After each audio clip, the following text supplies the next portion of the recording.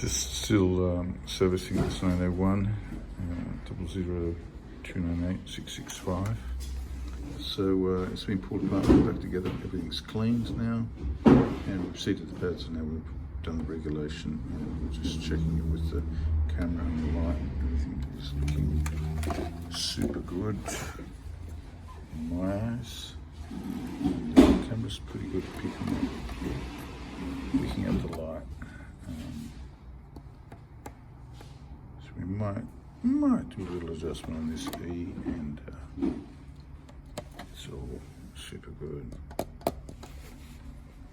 Might even do a little adjustment on this C sharp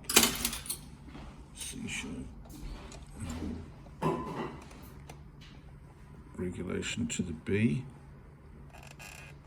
Yeah, that would be way better. We haven't got the light under here, but let's grab that light now.